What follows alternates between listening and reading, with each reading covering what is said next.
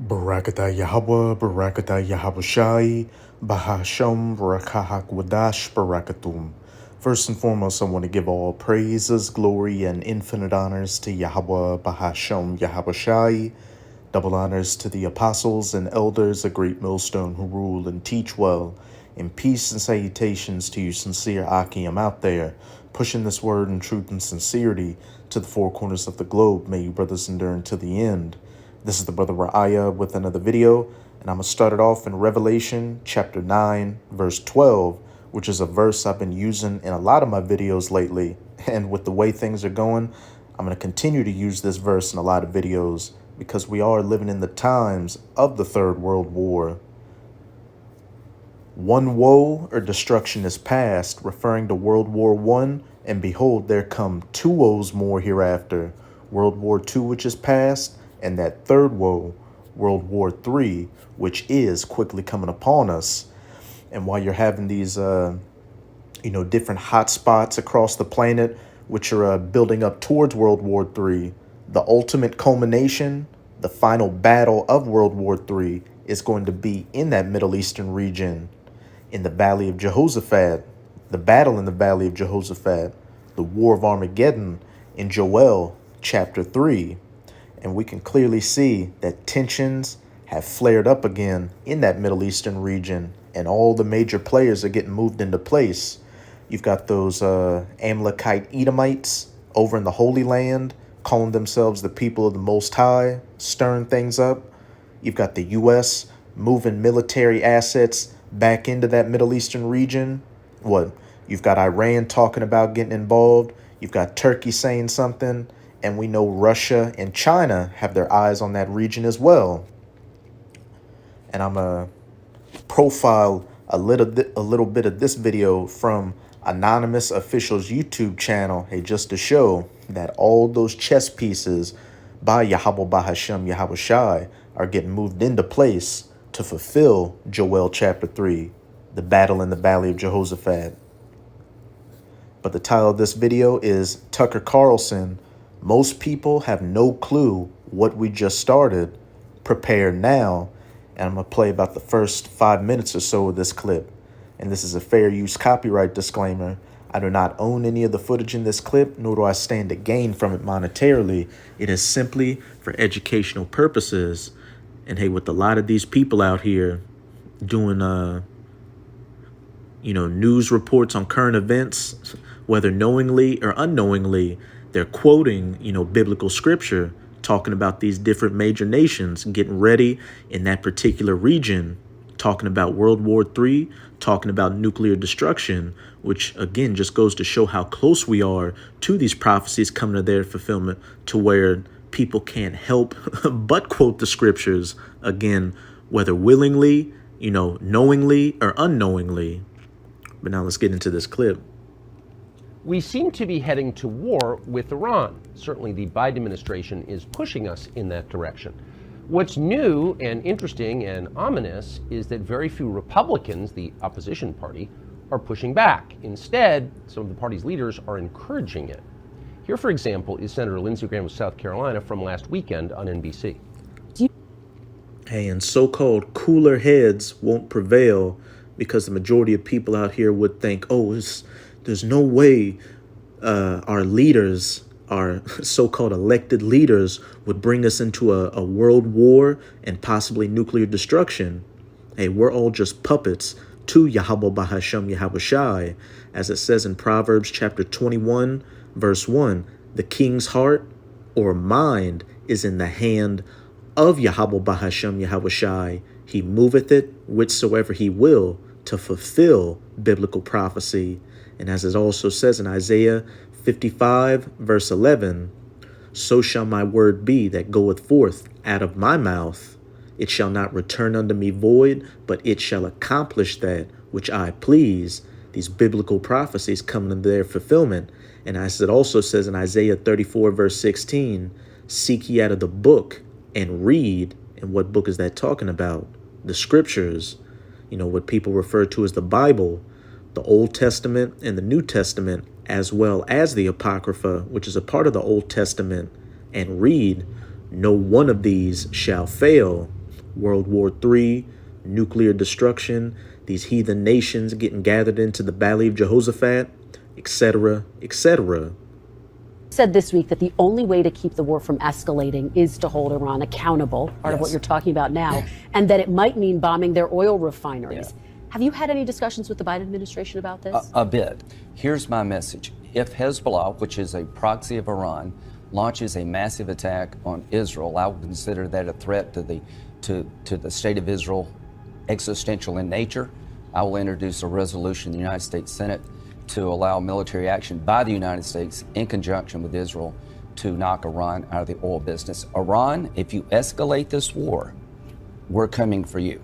And that's a part of biblical prophecy. Something major happening with those Amalekite Edomites, those 1948ers over in the Holy Land, which is going to drag down these different nations further into that region for the battle in the Valley of Jehoshaphat. This is Jeremiah chapter 49, verse 20.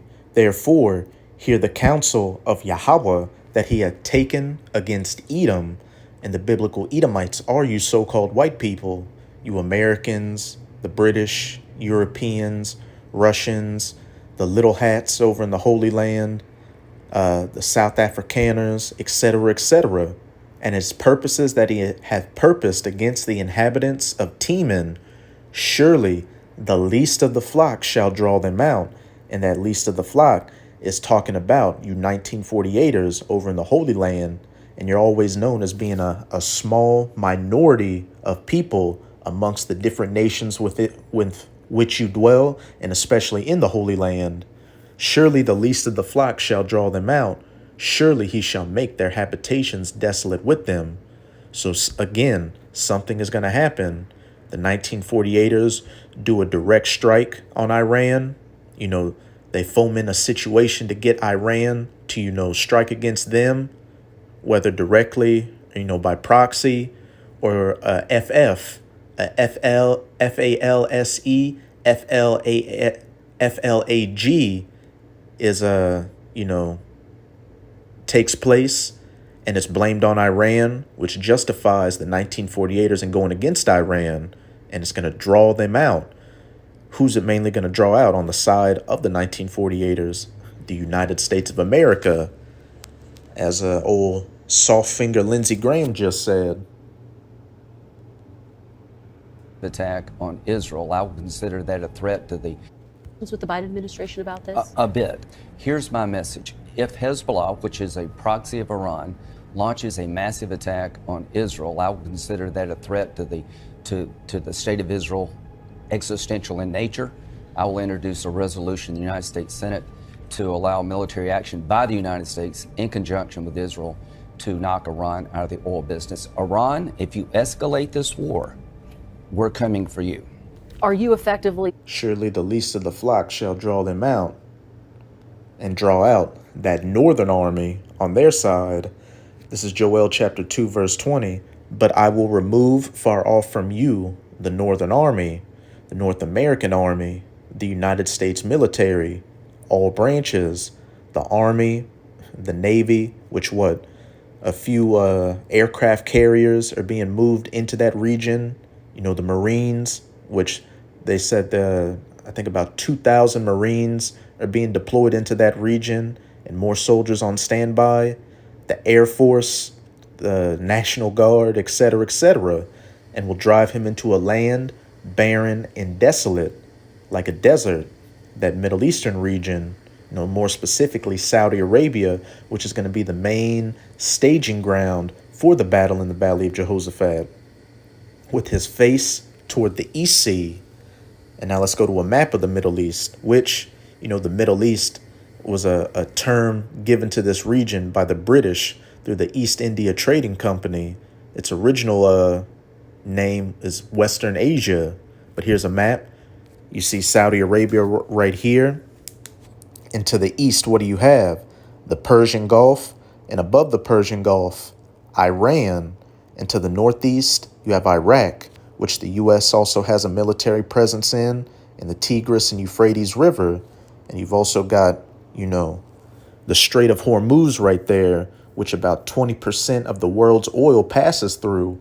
So if the 1948ers and the U.S. start something with Iran and Iran shuts off the Strait of Hormuz, that's going to send, the global oil market into a tailspin.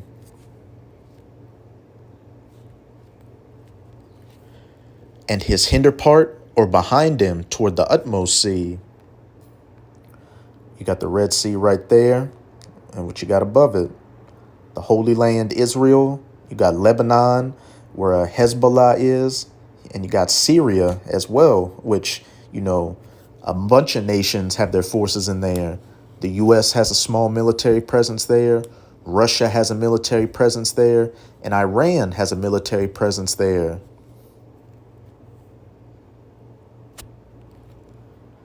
And his stink shall come up, and his ill savor shall come up, because he had done great things. And there's going to be a great slaughter of you U.S. military personnel and you other heathens as militaries that are gathered down into the valley of Jehoshaphat for the war of Armageddon. Hey, that's going to be the final resting place for you soldiers that find yourselves there. And best believe that that draft is coming back into effect. Poised to declare war on Iran? That's very strong language. I am poised to use military force to destroy the source of funding for Hamas. A few others in the Republican Party will And I will remove far off from you the Northern Army. be that open about their intentions, but very few disagree with him. Certainly not in private. They agree. So what would war with Iran mean? It's hard to know because virtually no one who's talking about it in public is operating from a deep interest in America's interest. Is this good for us or is it not? Doug, thank you for coming on. Do you think that we are moving toward war with Iran? Yes, I do. And it looks like the chosen destination is indeed Armageddon. There doesn't seem to be any real appreciation for the Whether knowingly or unknowingly, these biblical prophecies are speaking so loud that these people out here are quoting, the scriptures and using biblical terms. implications for us and frankly for Europe and the world, as well as the Middle East, of such action. Take for an example, just on the economic side, about 20% of the world's oil passes through the Straits of Hormuz every month, probably 25% of liquefied natural gas. And you're talking about shutting down 2 to 3 million barrels a day of oil from Iran. This entire region is involved in the war. This is not an Iranian monopoly by any stretch of the imagination. But the point is that when we're looking at 10-year Treasury yields up over 5%, and people are increasingly convinced that the Fed has lost control, the economic side of the house is a catastrophe. Then when you look at the military side, you have to look at the arsenal of missiles that Iran possesses. And they can reach out 1,200 miles with great precision, very high explosive conventional warheads that would do enormous damage, destroying whole city blocks in places like Haifa, Tel Aviv, even Jerusalem, though I doubt they would attack Jerusalem. The bottom line is that we need to think this through, and everyone right now is emoting. There is no thinking anywhere, as far as I can tell. The only possible exception may be, amazingly enough, Mr. Erdogan in Turkey, who came out this morning and indicated he was willing to mediate the dispute between Israel and Hamas. Hey, and Turkey's going to be a major player as well. Whether or not anyone in Washington or Israel is interested in talking, I don't know. But if we could sideline Turkey and keep Turkey out of the fight, that would ultimately help Israel enormously. So what would happen to the United States if we followed Senator Graham's advice and just began bombing critical infrastructure in Iran? What would happen then? All of the bases that we have in Iraq and Syria, unfortunately, where we still have over 1,000 Americans, all of those would be targeted. And this time, they would target them accurately, and this destruction would be wholesale. I would expect trouble here at home and in the United States because of the open border. Hezbollah has a very large operation in Mexico. There are no doubt many Hezbollah agents inside the United States. We can only begin to imagine the kind of trouble they could cause. And there will be terrorist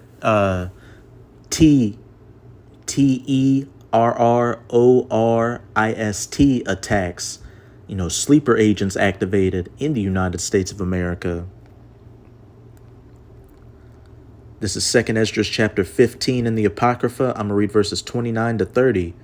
where the nations of the dragons of Arabia, hey, those Ishmaelite nations, those so-called Arabic nations, like Saudi Arabia, Qatar, the United Arab Emirates, shall come out with many chariots, and the multitude of them shall be carried as the wind upon the earth, that all they which hear them may fear and tremble.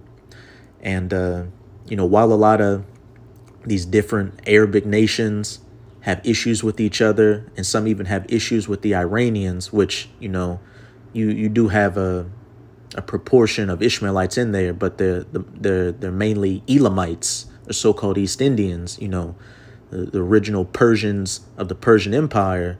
You've got, differences between Sunni and Shia Islam over this issue with Palestine and what the 1948ers are doing. You're seeing a lot of them put their differences aside and unite and stand in solidarity with those Palestinian Arabs, those Ishmaelites, against those 1948ers. Also, the Carmanians, which is speaking of the Iranians, raging in wrath, shall go forth as the wild boars of the wood, and with great power shall they come and join battle with them. Hey, you're going to see a lot of twists and turns leading up to World War III, with nations you would have never thought would ally with each other, allying with each other. In a video I did a couple of weeks ago, I showed how Saudi Arabia and Iran were getting closer together with each other in regards to this 1948er issue with the Gaza Strip and the Palestinians. And also, what have you seen? Saudi Arabia moving towards the east with the BRICS nations, which is putting that US dollar, that petrodollar, at risk.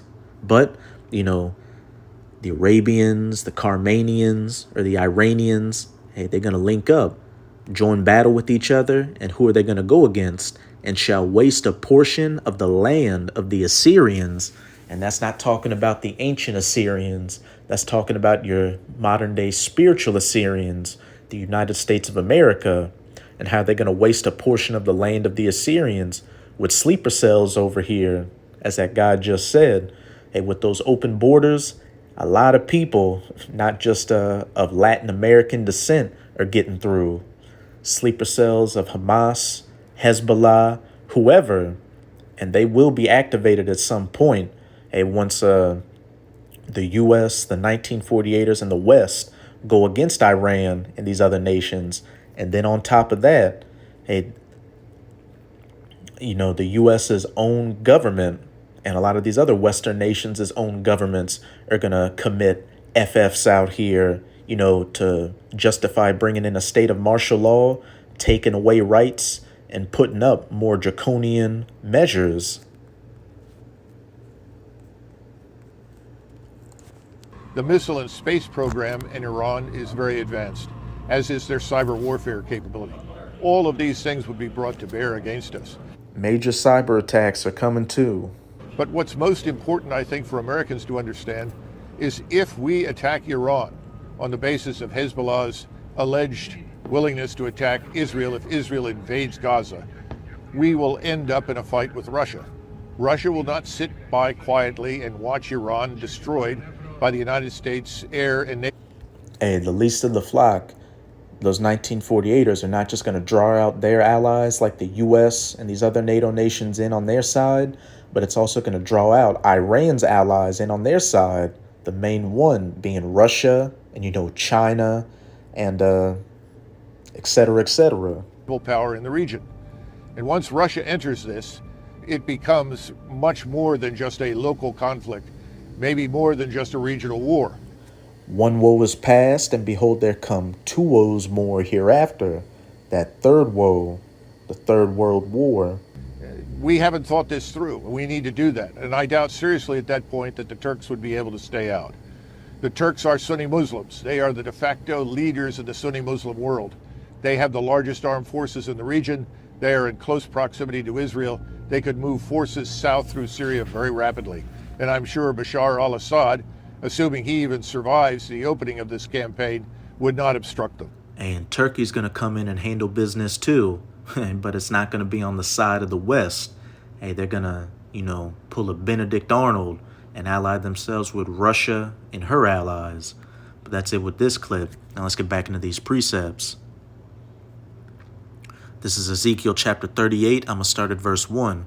And the word of Yahweh came unto me, saying, Son of man, set thy face against Gog, which is the biblical name for Russia, the land of Magog, the chief prince of Meshech and Tubal, and prophesy against him, and say, Thus saith the Lord Yahweh, Behold, I am against thee, O Gog, the chief prince of Meshech and Tubal, and I will turn thee back and put hooks into thy jaws. And that's the Most High putting that old confrontational Soviet Union spirit back onto those Russian Edomites, which we can clearly see with their military operation in Ukraine, them building back up, their geopolitical and economic ties with these different nations, as well as establishing themselves militarily in different parts of the planet again. And I will bring thee forth and all thine army, mainly into that Middle Eastern region for the battle in the Valley of Jehoshaphat, which, like I said earlier, they've got a presence there already in Syria because they helped Bashar al-Assad during the Syrian civil war. Horses and horsemen, all of them clothed with all sorts of armor, even a great company with bucklers and shields, all of them handling swords, soldiers, fighter jets, helicopters, tanks, artillery pieces. Now here's the main point. Persia, which is the ancient name for Iran, Ethiopia, which has been in talks to drop the US dollar and join the BRICS, and Libya with them, which Russia has ties with Libya, all of them with shield and helmet. Gomer and all his bands, and Gomer is speaking of Turkey, which I'm going to go to this real quick. This is from a book that I own called The Israelites by BSG Iserlin, and this is on page 23. And you see we've got a map of Western Asia with their ancient names. You see this is what would be Saudi Arabia today right here.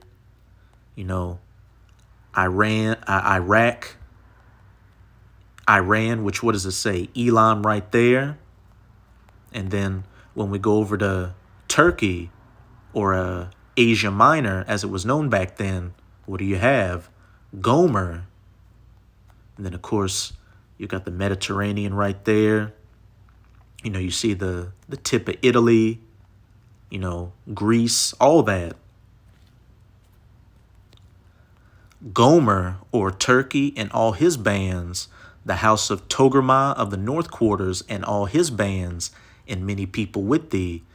Be thou prepared, and prepare for thyself, thou and all thy company that are assembled unto thee, her allies, like Persia, Iran, Gomer, Turkey, and be thou a guard unto them, a protector, and that shield of protection against the U.S., the 1948ers, and those other Western powers.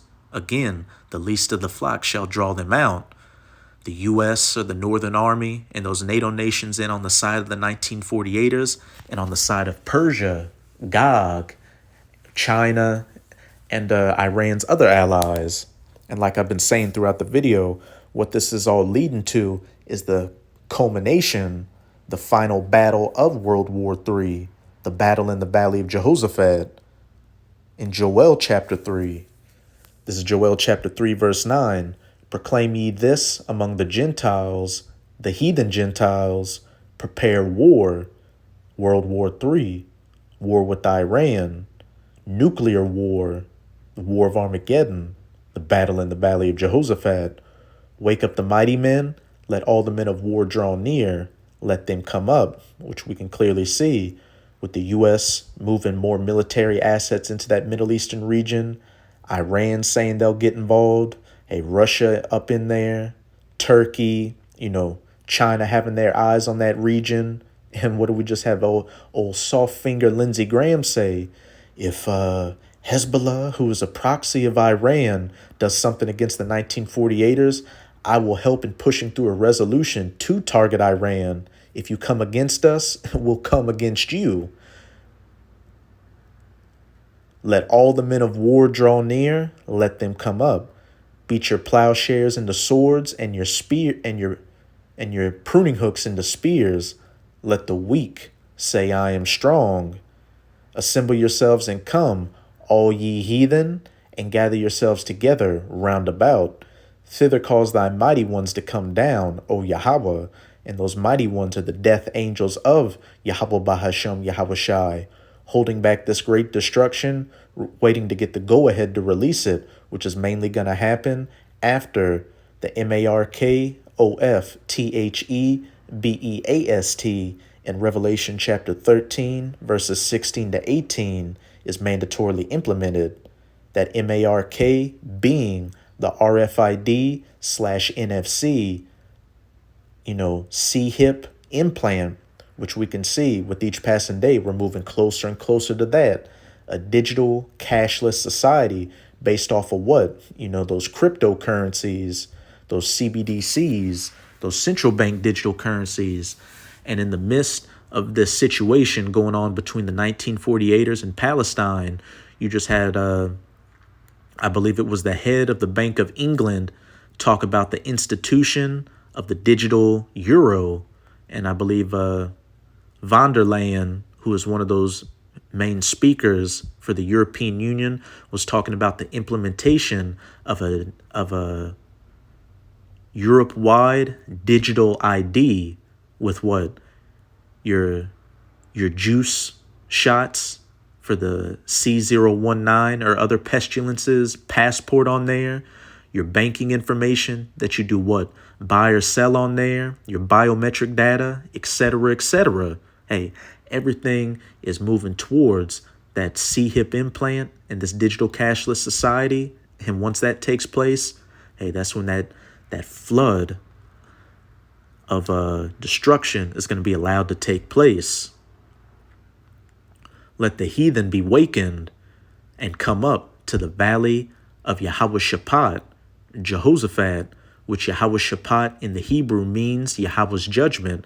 And when you go up to the first couple of verses in this chapter, you'll ultimately see why these heathen nations are being gathered into the valley of Jehoshaphat, to be judged by Yahweh Bahashem Yahweh Shai for afflicting the children of Israel, the true children of Israel, being known as the so-called Negroes, Latinos, and Native Americans today, as well as the Israelite foreigners who look like these heathen nations. And when you go to Psalms chapter 83, the heathen nation at the top of the list who afflicted the children of Israel are you Edomites. And it also mentions you Amalekite Edomites as well, who had a big hand in funding the transatlantic slave trade. But let the heathen be wakened. The United States of America, the 1948ers, China, Russia, Iran, Turkey, Saudi Arabia, these other NATO nations, and come up to the valley of Jehoshaphat. For there will I sit to judge all the heathen round about, and his ill savor shall come up, and his stink shall come up. Put ye in the sickle, for the harvest is ripe. Come get you down, for the press is full.